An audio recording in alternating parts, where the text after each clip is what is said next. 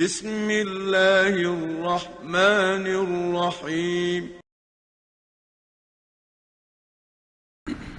Ask Allah subhanahu wa ta'ala to make us of those who learn the knowledge and apply it, spread it, act upon it. Ameen. Ask Allah subhanahu wa ta'ala to make us of those who become knowledgeable for His sake, not to challenge anybody, because nowadays the religion in general, or the religious knowledge, it's a kind of business.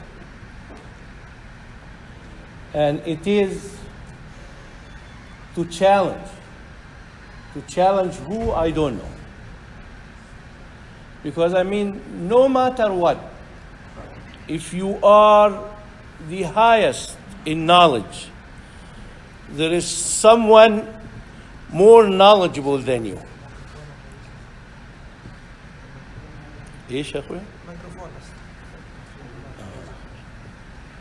So it doesn't matter. And again, from where you get this knowledge?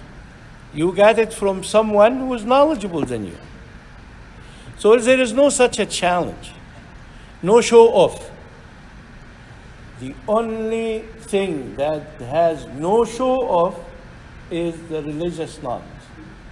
You know why? Because if you have that, that will become riya, become kibr, become something that of the big sin. So we're just learning to please Allah subhanahu wa ta'ala. That's the first thing. And by learning, you enhance your ibadah. You know how to pray, you know how to fast, you know how to give zakah, you know how to take care of others. That's knowledge. And the best thing that Allah bestowed on mankind is knowledge. With knowledge, you can save the world. Ignorance could destroy.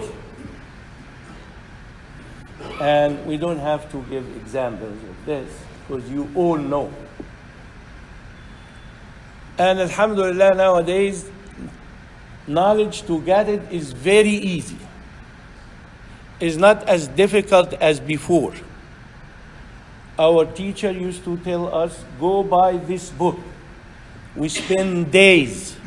We have the money. We spend days to go buy it. And those books was very old books. You have to work on them. When you buy them, you have to work on them. Whether to see whether this hadith is sound hadith, this hadith, weak hadith. You have to work on that. Nowadays, everything is easy. Everything is easy. It's under your fingertips. You can find it. You can seek it and get it.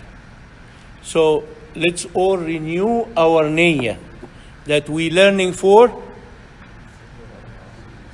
Allah. Then to enhance our ibadah, to enhance our practice, to improve, to reach the level of ihsan. That's what we want to do, inshallah. May Allah accept from all of us. Ameen. We finished the first chapter. Of course, those chapters are very small and limited, but they're full of knowledge. As we said, we're not going to go in depth because it will take lots of time. And alhamdulillah, we learn about the kinds of waters that we can use either to make wudu, to wash our body with, to remove the najasa. We learn all of this, and we learn the evidence from where we get this evidence. Because again, now if it comes to ibadah, you have to have dalil. If you're telling a story, bed story or night story, you don't have to have any dalil. It's a story. But when it comes to ibadah, you do like this, then where did you learn that? How did you learn how to do this? Oh, from the Prophet sallallahu alaihi wasallam. The time. Why you pray at that time? The Prophet did that. Allah gave him wahy to pray at that time. Ibadah. And the Prophet sallallahu alaihi wasallam did not leave, did not pass until he delivered. And guys, you have to believe that. You have to believe that action-wise and understanding-wise.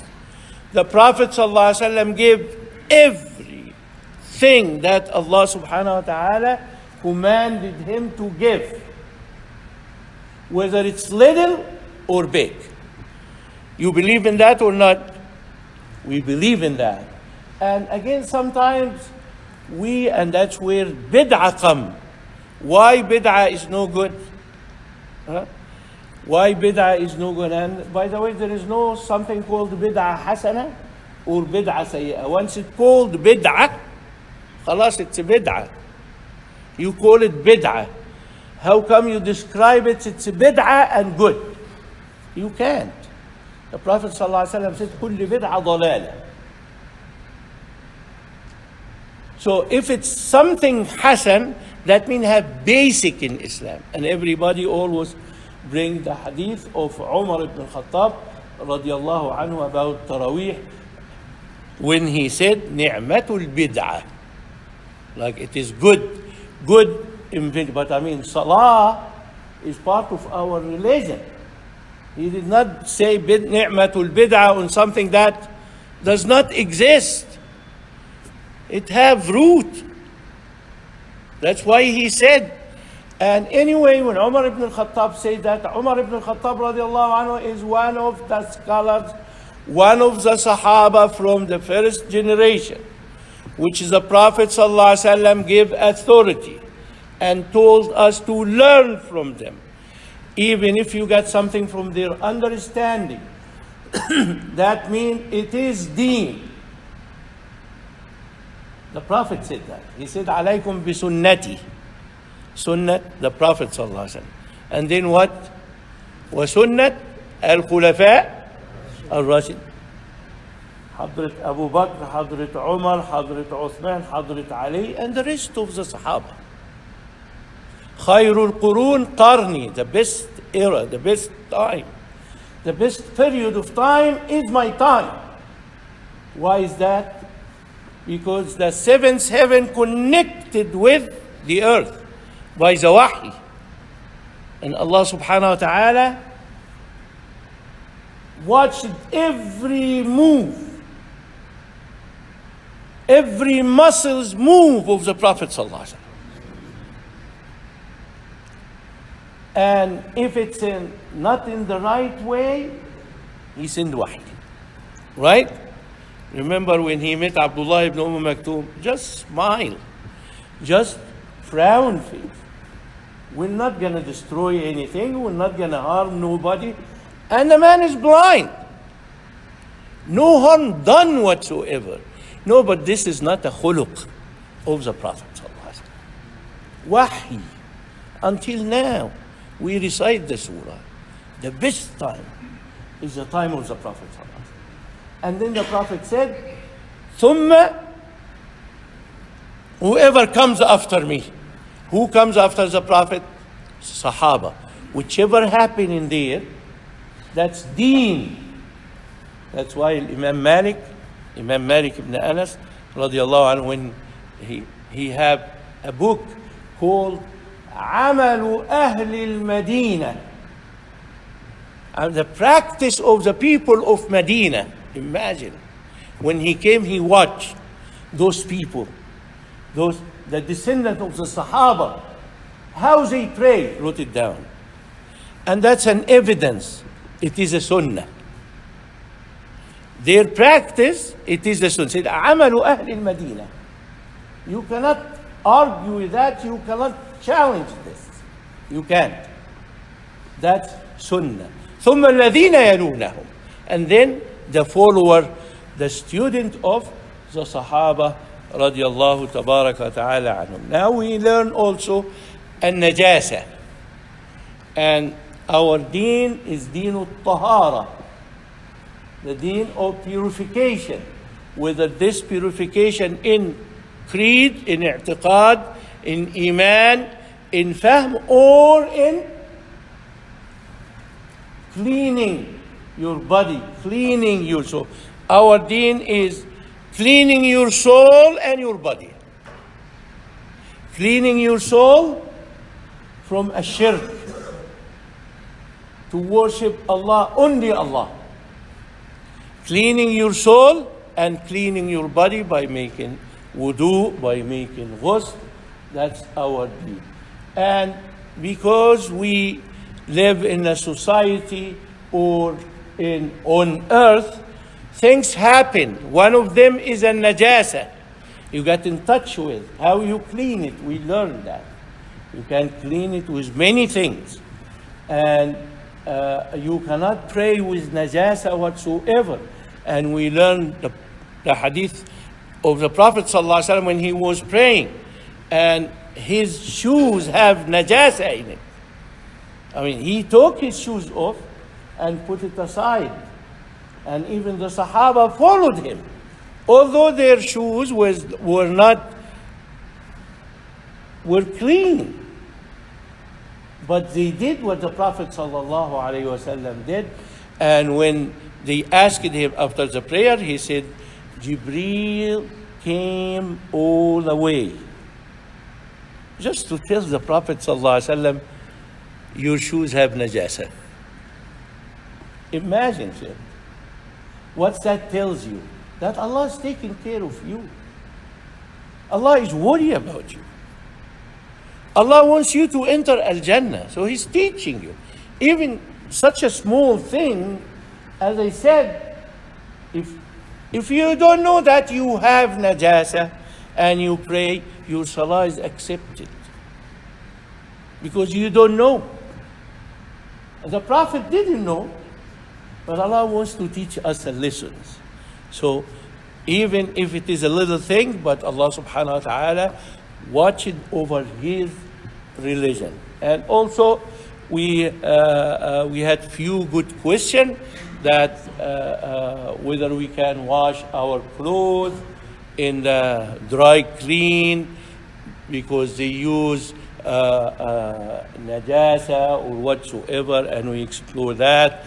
And also we learn about the water when in common days or in poor countries they use the sewage, the sewer water, and clean it, purify it, and it become clear water. Can we use that to make wudu? Can we use that to drink? Can we use that to cook with?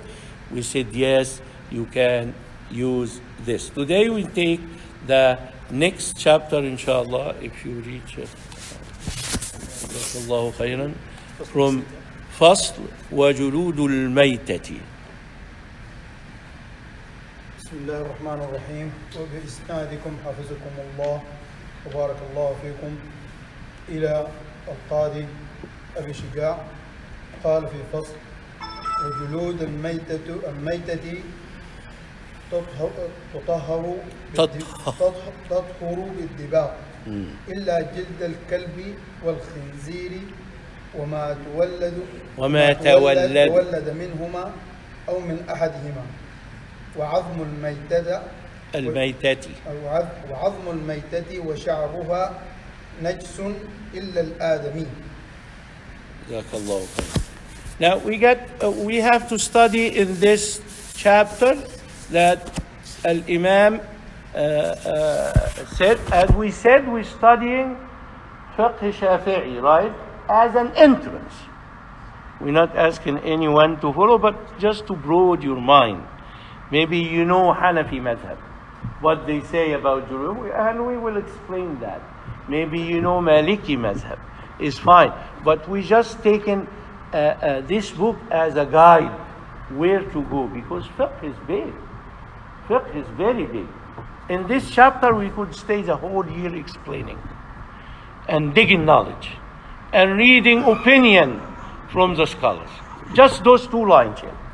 2 lines that which Brother Abbas read, you can stay explaining them with evidence for 1 year.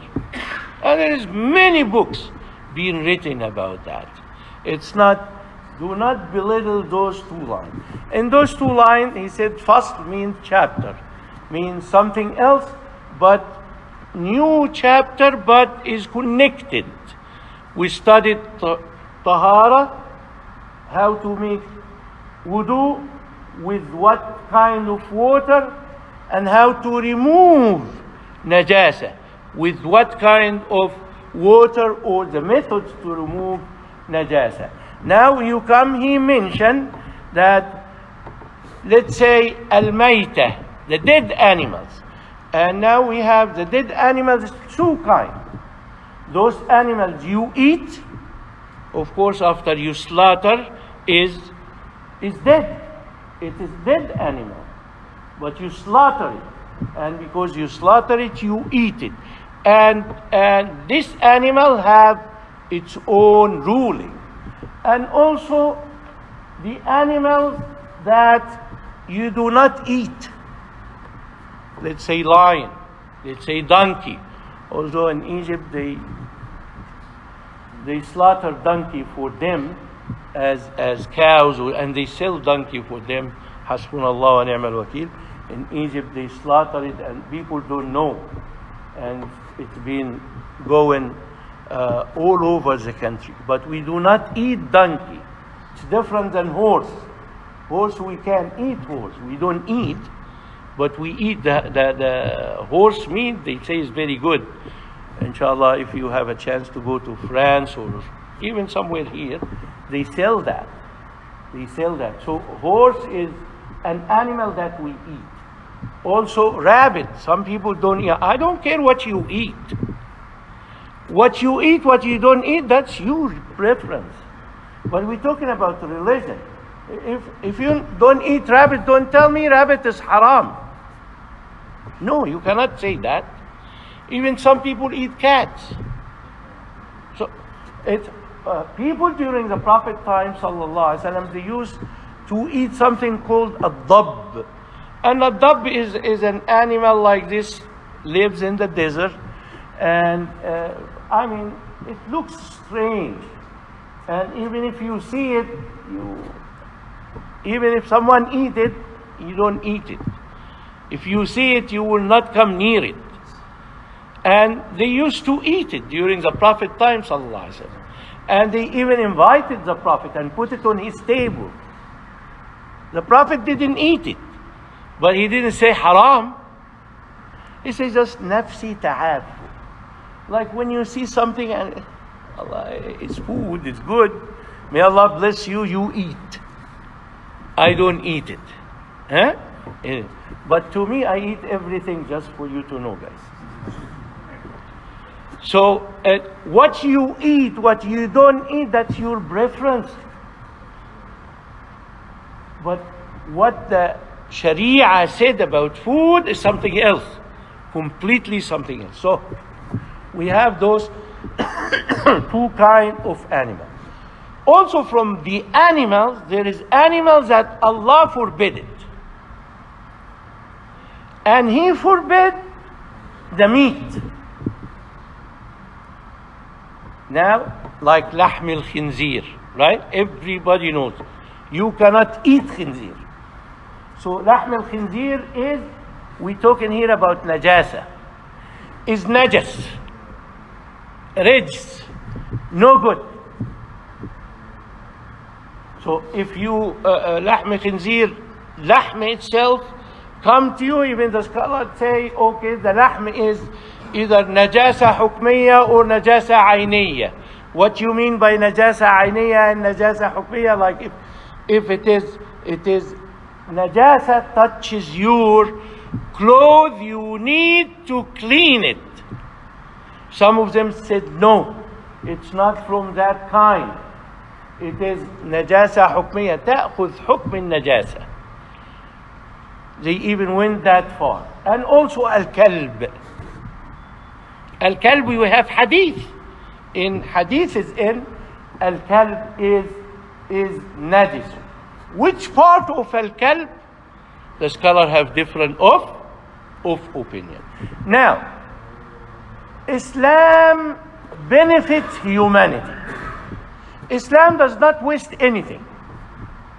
If it's good, Allah gave you permission to enjoy it and even eat it. Give it as a gift. But it has to be clean. Right? Now, we have the skins of these animals. Is it good? Is something valuable? Like let's say some hunters, they hunt tigers or what have you. We're not talking about the ruling of hunting animals for fun or anything. We're not talking about that. But they hunt tigers for their skins. To take the skin. You cannot take the skin, slaughter the tiger or kill the tiger and take the skin and put it home and pray on it. It have to go through process to be pure. So the scholar said, the animal that we eat, their skin is halal. The animal we don't eat, their skin is not halal. But both skins can be halal by something called ad-dibagha, dyeing. We have in our country, like they get the skin of the cow, in Eid al-Adha, they collect those skins. And they take them to the factory, wash them, clean them from the fat, and put salt. Even my mother, may Allah be pleased with her soul, they used to get the skin of the sheep and they just clean it and put it in the sun and put salt on it, a lot of salt, until it becomes dry. And whichever remnant of meat or fat, it becomes dry, become nothing, become hard. And then you have to wash it. To use it to pray, even to eat it. You can eat the skin. You remember there is hadith about the Sahaba. The Sahaba they were not at our level of privilege. They used to stay days without eating. And you remember the hadith of the Prophet ﷺ, he used to tie 2 stones just to keep his stomach from... Why are you looking at my stomach, Sheikh? To tie stones on his, just to tie this way, it won't sound that, you know, when you sound hungry, you get that noise of your stomach, right? The Prophet used to tie 2 stones. The Sahaba ties 1. See how much the Prophet ﷺ, and the Prophet ﷺ was rich, by the way. He was rich, but he used to give. Like he don't wait until tomorrow to give. No. And they tell us that they even comes days that they find when they urinate, they hear the urine cracking on something on the floor, so they take it and clean it and eat it. It's a skin. You can eat the skin if you want. But when you eat, you have to eat something pure, something tahir, not something mustakdhar, something filthy. You don't eat that. You don't eat the filthy thing. So, that animals, if it's dead, it's haram. You don't eat it. You don't use nothing from it. And we find the hadith, the Prophet ﷺ said, and that hadith of Hadrat Maymuna radiallahu anha, she said, she had a shah, like a sheep, a goat. She had a goat, and they kill it, they slaughter it, and then they throw the skin. Then the Prophet ﷺ said, why don't you use the skin? They said, oh Prophet of Allah, it's a maita. That's what we understand. We don't use the skin, maita khalas. It's filthy.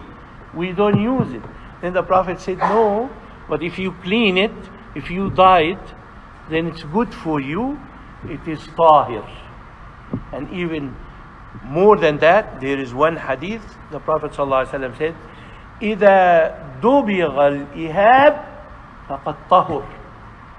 Like if you clean the skin, and he didn't say what skin, which animals, even if it's an elephant, if you can, but don't kill an elephant because I like elephants. Even if you kill an elephant and take the skin, you clean it, then it's halal. Halal in what way? As I said, you can put it on your home and you can pray on it. If you wash it, it will not gonna have the remnant, or it will not gonna have the smell of the animal. It's clean. As you all know, the skin of the cow or the skin of the sheep. So any animals, when it dies, it's najas. You don't use it, you don't eat it, whether it is good to eat or no good to eat. But what about during its living, when it's live? All the animals are halal, except kalb and khanzir. Some scholars say all the animals. If the lion, if you can touch the lion, you don't go make wudu. If you touch the elephant, you don't make wudu. If you touch, they while they are alive, they are halal. Okay. Except al-kalb and al-khanzir. Why? There is a hadith. Even that hadith mentioned of al-kalb, hadith mentioned that إذا ولغ الكلب في إناء أحدكم فليغسله. The Prophet ﷺ said, if the dog come to your container and start licking it and drink from it, then you have to clean that container. Why you have to clean that container? It's najas, it's no good. Then you have to clean it. From that hadith we said that some scholar said al-kalb is najis. And some of them said the whole kalb is najis. Some of them said no, only its saliva. So as I said, if you have a neighbor, and that's by the way that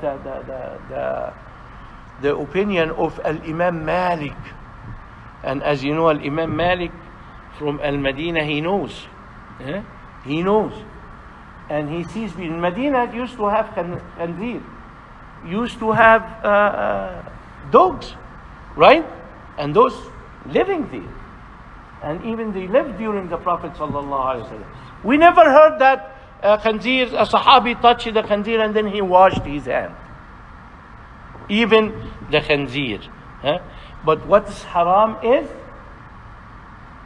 all agree on, do not eat lahm al-khinzir. But let's say you went to some place and you don't know whether this lahm is after you ate. Like sometimes you're hungry, you order something, and then they brought. One time an imam invited a few imams, and they went to a place. Speciality is ribs. I love ribs. The speciality is ribs, and ribs looks good. You don't, when you have ribs, you don't look where it comes from here. You just keep eating. You find out later. And then those imams, 5, 6 imams, they sat in that restaurant and they enjoyed it. And they don't know, and then when they finish, they found out it's khanzir ribs. So what they should do? They najis now, you don't touch them. You don't let them lead the prayer. They have to bring whatever they ate. If they can throw out, it's fine. They can do that. But that's up to them. But once they ate it without knowing, then it's fine. They make istighfar and it's gone. So without knowing, that's something. But I mean, if you know, that's haram. So this animal during life, is halal except al-kalb and al-khanzir in one of the opinion. And they said also, al-kalb and al-khanzir, you don't take their skin and you dye them and they become tahir. Some scholars said no, because the Prophet said all the skins are tahir if you clean them. And if you dye the skin or you clean the skin, let's say you clean the inside of it, then the outside of it also is not najis, and you can use. Once you clean the skin, you can pray on it. You can use it as a prayer rug. Okay. How you clean the skin?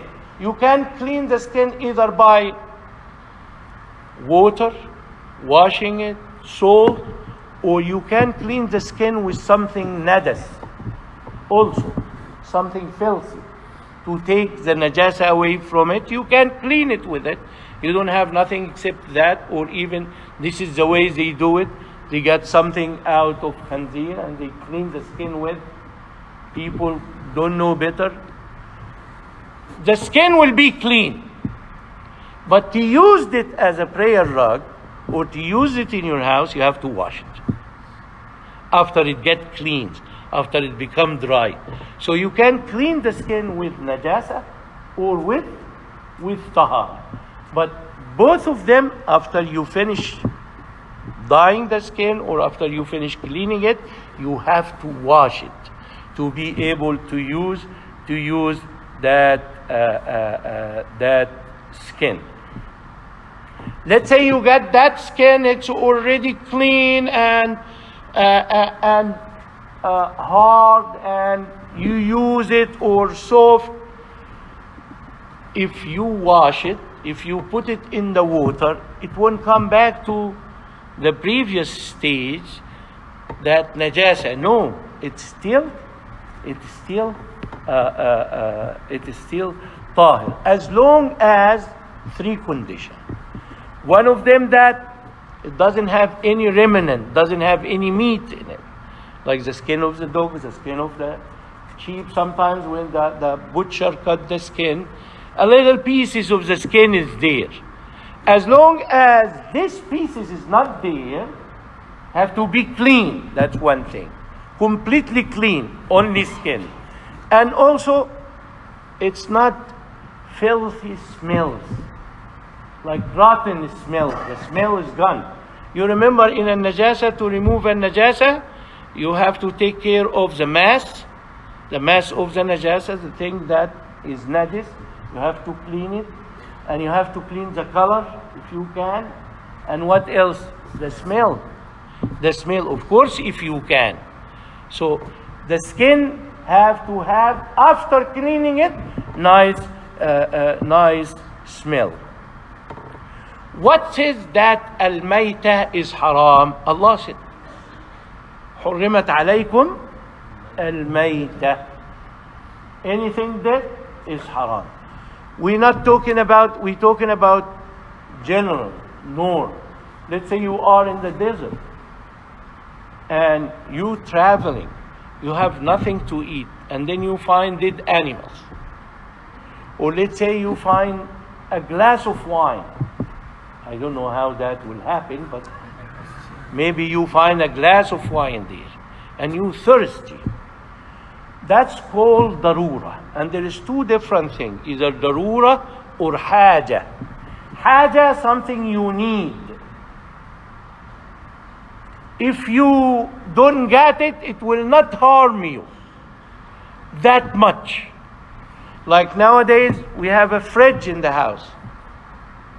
Haja, that's haja. If you don't have the fridge, you will die. Huh? You won't die.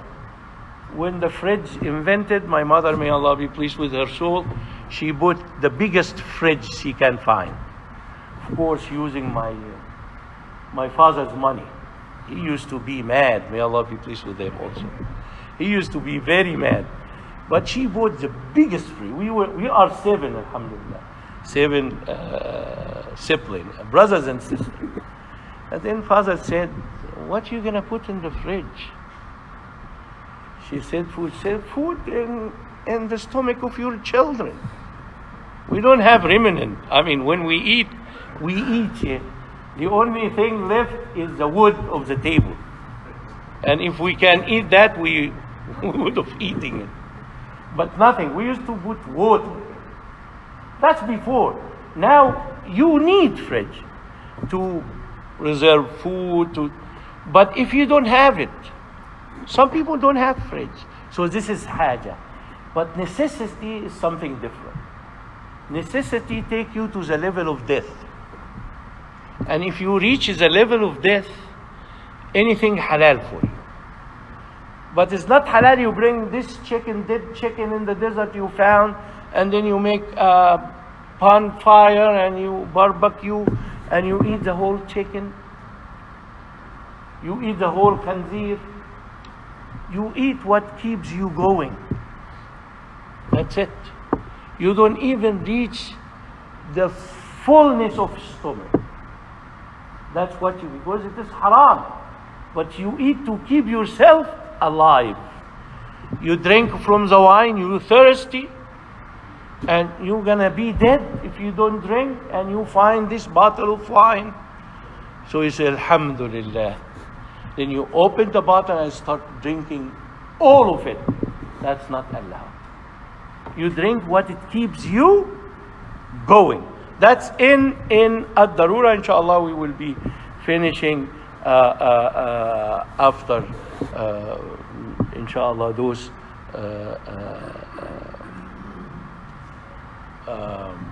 issues. Now, we said every mayta is haram.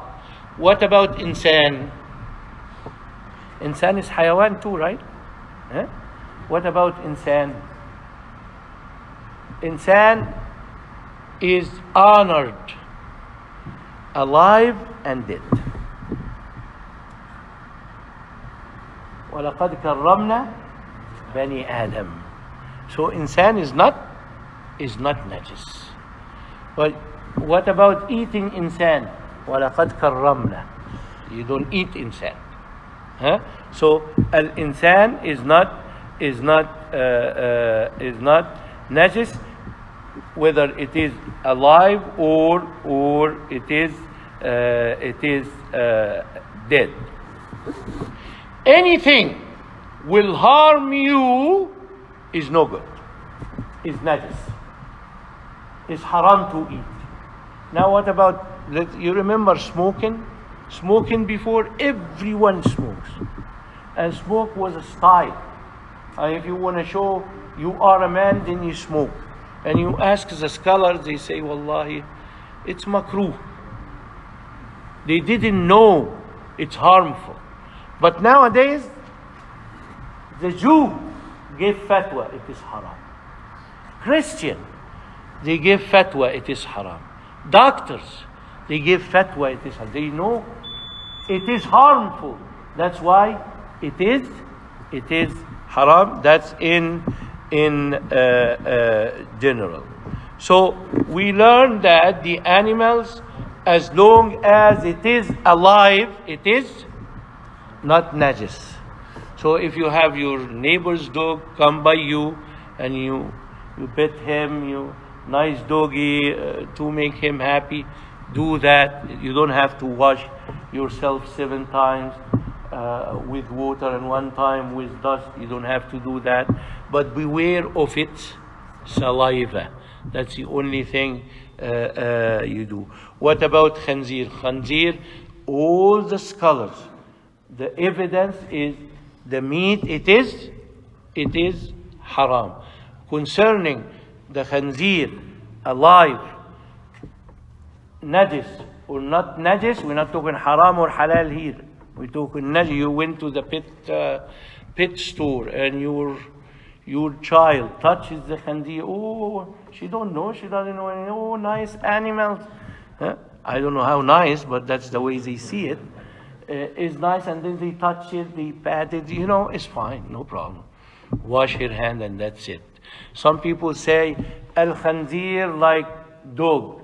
When you wash it, you have to wash 7 times, one of them with turab.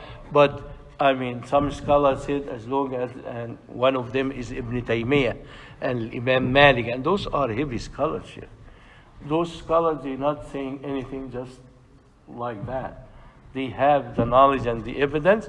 They say it's not najas, but eating it is haram. Good? You almost sleep. My brother is sleeping here, mashallah. That's a power nap here. Jazakumullah khairan. Any questions?